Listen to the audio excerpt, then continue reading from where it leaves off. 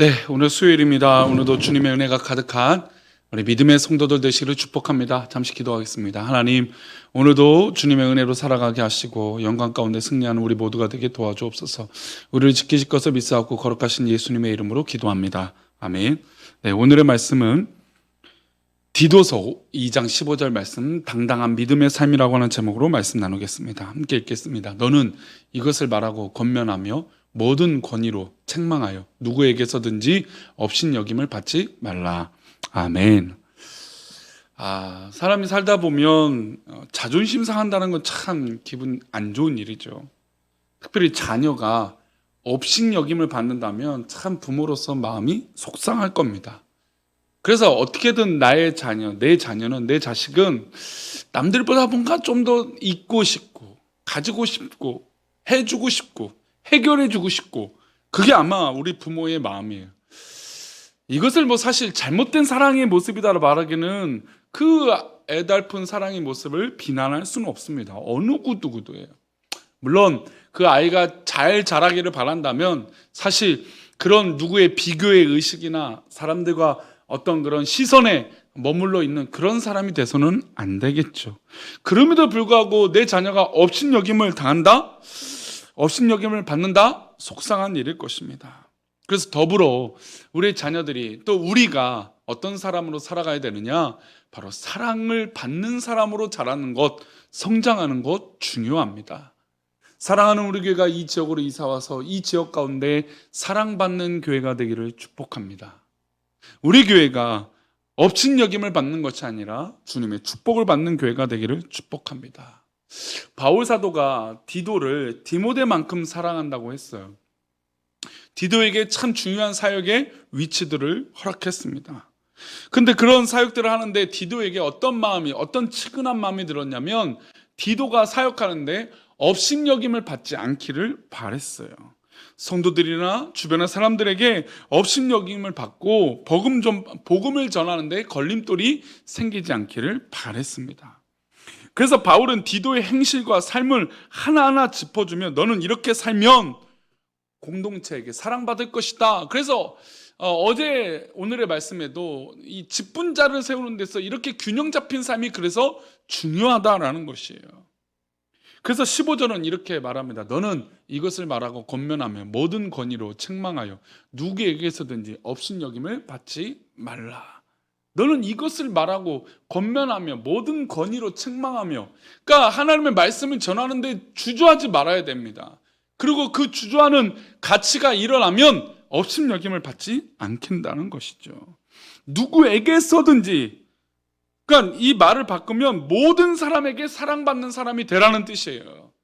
그레데 이 섬 지역 사람들에게 디도가 사역하는 모든 현장 가운데 사랑을 받는 사람이 되라는 것이죠.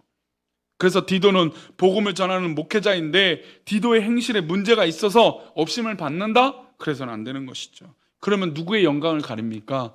하나님의 영광을 가리는 것이죠. 사랑하는 우리 교회 성도님들, 우리의 행동과 우리의 말 한마디가 하나님이 보시고 계시고 세상 사람들이 지켜보고 있어요. 그래서 우리의 말 한마디가 얼마나 덕이 되고 선하게 영향력을 나타내고 있는지 돌이켜보는 건 정말로 중요합니다. 그래서 우리는 언행을 조심하고 모든 사람들이 복음을 받을 만한 복음의 일꾼이 되어져야 됩니다. 그래서 바울은 구체적으로 디도가 목회자로 살아가야 할지 이런 모습을 말합니다. 1절을 다시 보면 이렇게 말해요. 오직 너는 바른 교훈에 합당한 것을 말하는 것이 중요하죠. 우선 말이에요, 말. 바른 교훈에 합당한 말을 하는 것이 중요해요. 자신의 생각이나 경험, 그때그때 생각하는 말을 함부로 말해서는 안 돼요. 그러면 사람들이 존중하지 않아요. 그러니까 어제 소신이라고 하는 이야기를 했는데 자신이 소신이 있어요. 근데 그 소신이요, 말하는 것과 행동이 다르면요 웃겨요, 사람이. 그러니까 저도 목사로서, 그러니까 목사는 그런 숙명을 갖고 있어요. 왜냐면 강단에서 말을 하기 때문에 성도들은 그 말에 평가를 합니다. 목사님은 그렇게 살고 있는지. 사실 우리가 은혜를 받으면 그냥 하나님 말씀으로만 받지만 하나님 말씀으로 받다가 인간의 모습이 보여요. 그게 대상이 누구냐면 목회자죠. 그 목회자가 말을 하는데, 예를 들어서 사랑하십시오 하면 아이고 얼마나 사랑하는지. 그럼 목사가 사랑하지 않으면 어떤 마음이에요? 너나 사랑해라 이거예요. 그 은혜가 안 되죠. 그 믿음의 사람들은 사실 다 동일한 거예요. 뭐 삶에서도 다 동일한 것이죠. 그냥 뭐 가치, 좋은 가치가, 자기가 생각하는 가치가 있어요. 그런데 이번에 코로나도 역시 마찬가지예요. 코로나에 대해서 적용을 하는데 어떤 사람은 뭐 넘어가는데 어떤 사람은 안 된다. 그게 어떻게 해요? 평등, 균형이 잃어버리게 돼요. 그러면 사람들은 비난하죠. 아니 저 사람들은 저래서 되는데, 아니 똑같은 우리인데, 예를 들어서 그게 배경이고 나이고 직책이고 이런 것으로 타서 차별하면 그 사람은 비난받아요. 그래서 말이 정말로 중요합니다. 말을 함부로 해서는 사람들에게 존중받지 못해요. 그래서 우리는 바른 교훈, 하나님 말씀에 더욱더 사로잡혀야 돼요. 여기서 바른 교훈은 뭐 어떤 똑똑한 사람의 가르침이고 건강한 사람, 뭐 전문가의 가르침입니까? 아니죠.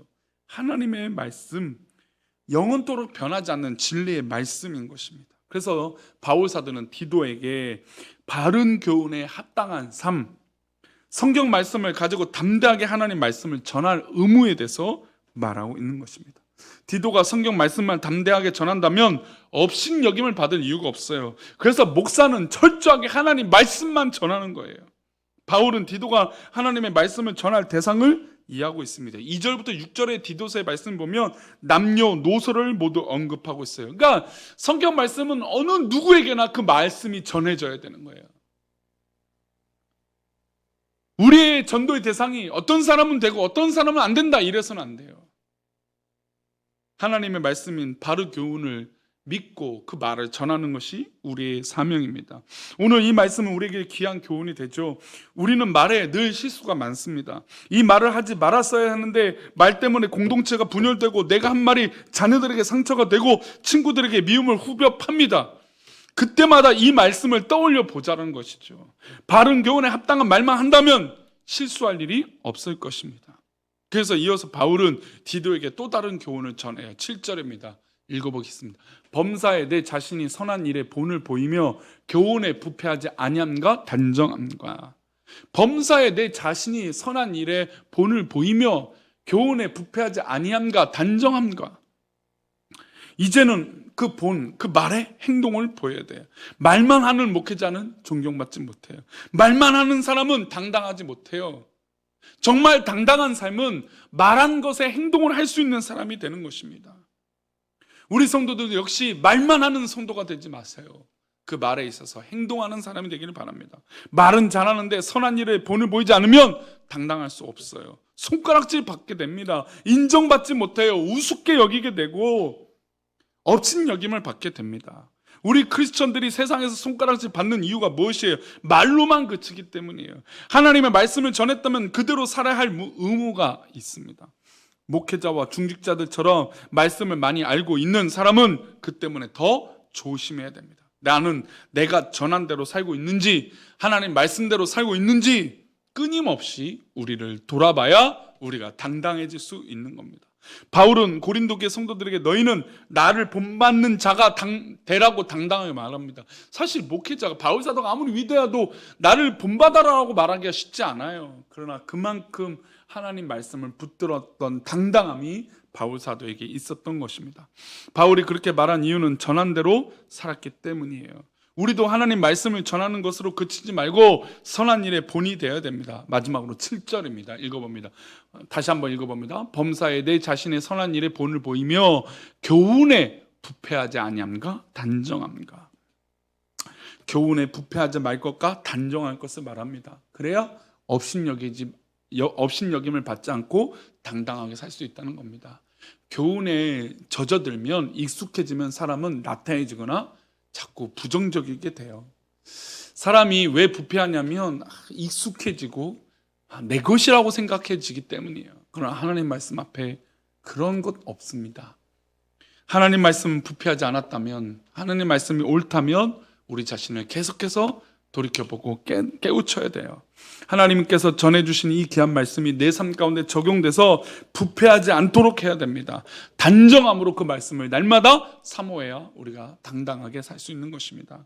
말씀 맺겠습니다. 사랑하는 우리 교회 성도님, 오늘도 주어진 이 삶 가운데 하나님 기뻐하시는 일들을 이뤄내는 우리 모두가 되기를 축복합니다. 하나님 기뻐하시는 그 삶을 살아가는 우리가 되기를 축복합니다. 사랑하는 우리 교회 성도님들, 우리가 과연 당당한 삶을 살고 있는 것인지, 그 당당한 삶은 하나님 말씀을 전하고 그 말대로 하나님 말을 정말 온전하게 내 입술에서 그 말을 하고 그 말에 가치 있게 행동하는 그 사람이 당당한 거예요. 우리 교회도 말만이 사랑하자가 아니라 그 말에 있어서 정말 기쁨으로 행동할 수 있는 그런 사람이 우리 모두가 되기를 축복합니다. 오늘도 믿음 안에서 당당한 귀한 믿음의 삶을 살아가는 우리 모두가 되시기를 축복합니다. 기도합니다.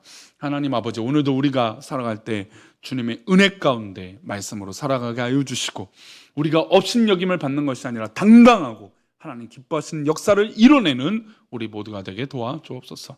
우리를 지키시고 인도하여 주실 것을 믿사옵고 거룩하신 예수 그리스도 이름으로 기도 올렵나이다. 아멘.